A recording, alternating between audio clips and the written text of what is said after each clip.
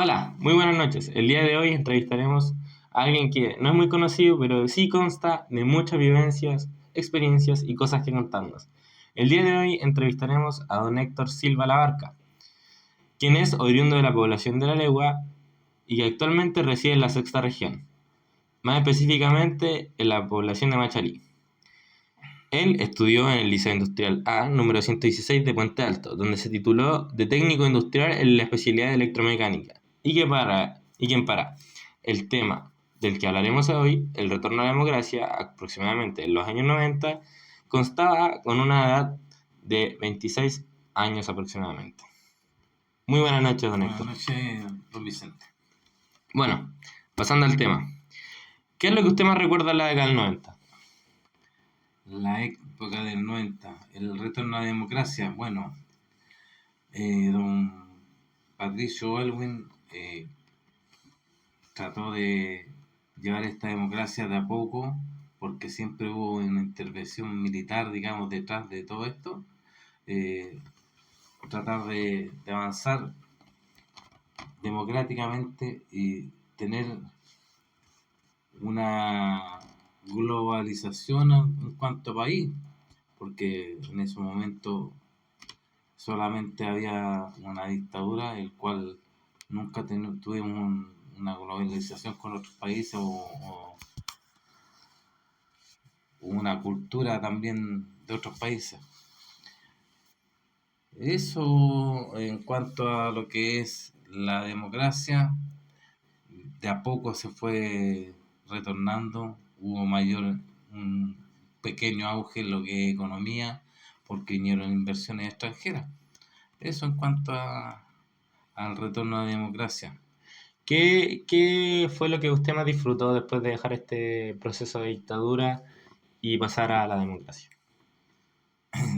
Disfrutar, bueno, de dictadura a democracia, eh, el retorno, digamos, las reuniones familiares que duraban toda la noche.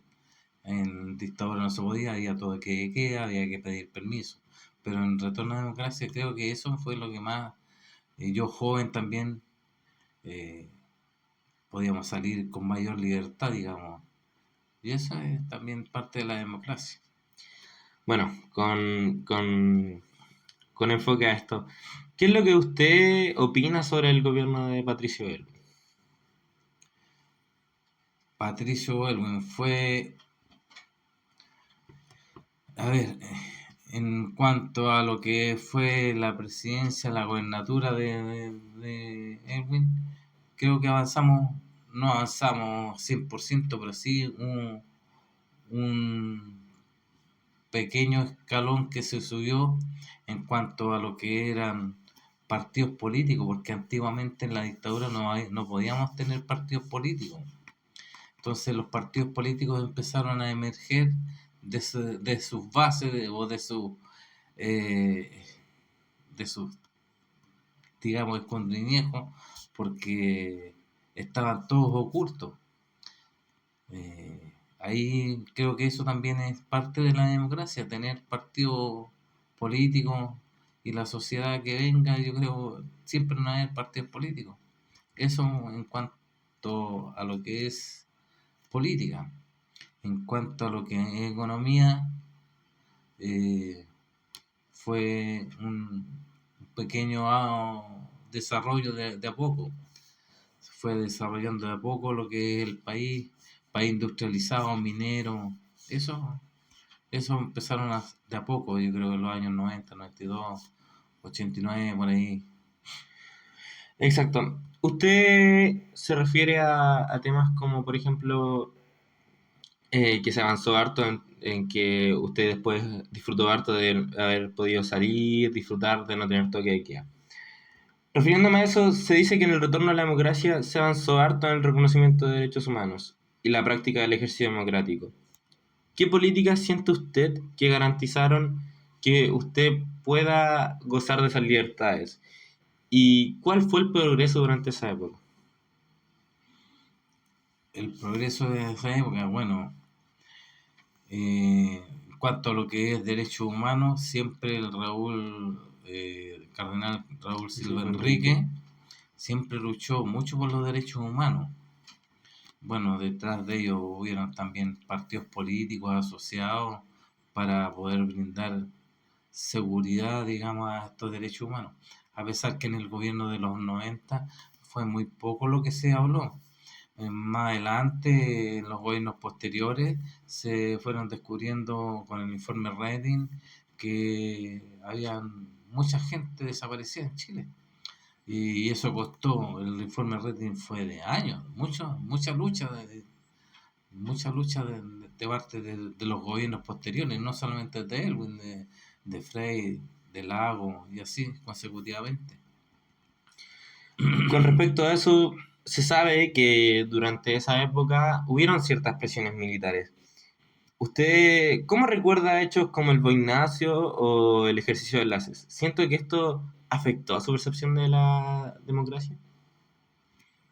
Mira, si bien es cierto, el boinazo lo recuerdo muy poco, pero fue muy nombrado. Porque como te digo yo trabajaba en el norte y lo que era la información antiguamente, no había una televisión abierta para estar todos los días atento, donde yo por lo menos estaba. Todo era, se demoraba semanas en llegar la información en cuanto a televisión. Se informaba más uno por la radio, los medios de comunicación radiales, digamos, radio, en ese tiempo cooperativa, ¿cuál más? Yo no me acuerdo, es que siempre escuchaba la cooperativa. Ujú. Y la cooperativa era como la información más veredigna, Ya. ¿ya? Entonces ahí se escuchaban las noticias. Ahora, el boinazo, creo que intentaron hacer un boinazo, un tanquetazo, no me acuerdo yo, pero en estos momentos no recuerdo bien. Pero sí fue muy bullado, muy nombrado. Hasta que llegaron, bueno, entre los gobiernos de Elwin y no me acuerdo si de Elwin o Frey, que fue el boinazo, el tanquetazo, que querían hacer otro golpe de Estado, más que nada. Ya. Eso, eso quería, por lo menos, eh, Augusto Pinochet, que quería seguir ser presidente en esa época. Exactamente. Hablando más sobre política, ¿siente usted que es representado políticamente durante esa época? Representado políticamente.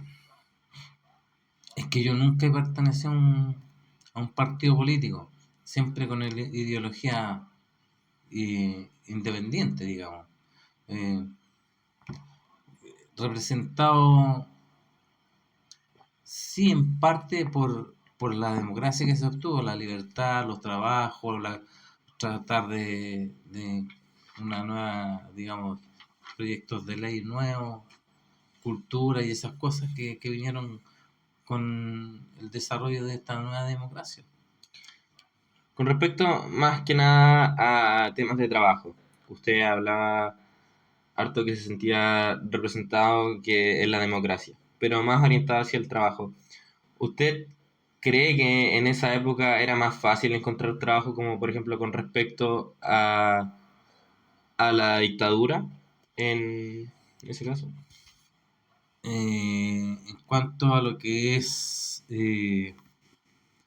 trabajo, sí, es que el mercado laboral se abrió bastante porque vinieron empresas extranjeras en cuanto a lo que es minería, como yo recuerdo en esos años, BHP Billington con Escondida, un gran proyecto minero, porque solamente nosotros teníamos, era Codelco, que era Teniente, Chuquicamata, Salvador, pero en eso empezaron a haber mayores inversiones extranjeras en cuanto a lo que es minería, y no solamente en lo que es minería, también en lo que es pesquera, lo que es, no sé, bueno, en esos años también, en los años 90, se, se privatizaron, mejor dicho, las empresas estatales como EMO, Chilextra, la compañía de teléfono empezaron a privatizarse.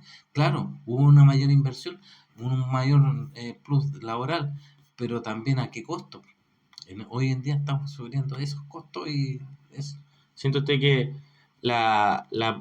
por así decirlo, los recursos se distribuyeron de manera inequitativa, por así decirlo, de manera que los ricos se hicieron muy ricos y los pobres muy pobres? Correcto, correcto. Es que las inversiones extranjeras llegaron a asociarse en muchos empleados, así como los Lucy, los Mate, los Larraín, los Angelini, los Sayet, todos esos gallos empezaron a ir en un punto de inversión. Y claro, para ellos lo favoreció siempre la constitución política de esos años, y que sigue hoy, y las leyes laborales también, siempre lo favorecieron. Entonces crecieron mucho los ricos y se empobrecieron más los pobres, cuando antiguamente había clase media. Hoy en día no hay clase media, hay clase obrera, trabajadora, ¿no? O- Con respecto a eso, ¿siente que Chile como sociedad ha retrocedido o ha progresado? no, en cuanto a como sociedad, obviamente ha habido una explosión demográfica importante, porque si bien es cierto, hoy en día, eh, en los años 90 empezó la construcción a tener un mayor auge, mayores tecnologías, también vinieron con mayores tecnologías la inversión extranjera. Entonces todo eso también involucra a esta explosión que hubo democráticamente y demográficamente. Con respecto a esto, usted habla de la explosión demográfica. Somos muchos en Chile y Chile cada vez son más, tanto con migrantes como ciudadanos chilenos. Sin embargo, cuando uno pasea, por ejemplo, por la capital, el centro de Santiago, la gente parece no preocuparse por el otro. ¿Siente usted que en Chile cada vez nos preocupamos menos por el vecino? Claro, somos cada día más individualistas. En este país antiguamente éramos más, más comunidad, más sociables, más, se preocupaba uno del vecino, el vecino se preocupaba de uno. Hoy en día no, somos un país totalmente más individualista y cada día más. En esos años de- con dictadura era la gente se unía porque siempre había al vecino que le faltaba la azuquita, que el pan, que le faltaba comer y en eso era bastante sociable, la gente era bastante, no sé cómo llamar la palabra, Unida. unida. Sí, hoy en día es más desunida, claro, cada uno tiene, hoy en día en todas sus profesiones y esas cosas, es más individual y cada día va a ser peor, más individualista. Con respecto a esto, eh, ¿cuál es su opinión de la década del 90? ¿Qué opina usted de la década del 90?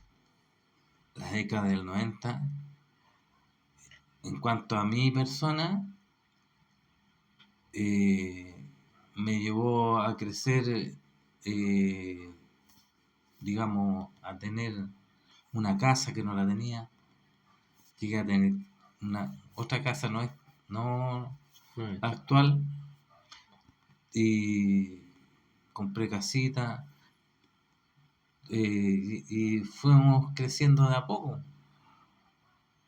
¿ya? Y eso también es la democracia, que como hubo mayor empleabilidad, digamos, de los trabajos, mayor remuneración, también esa también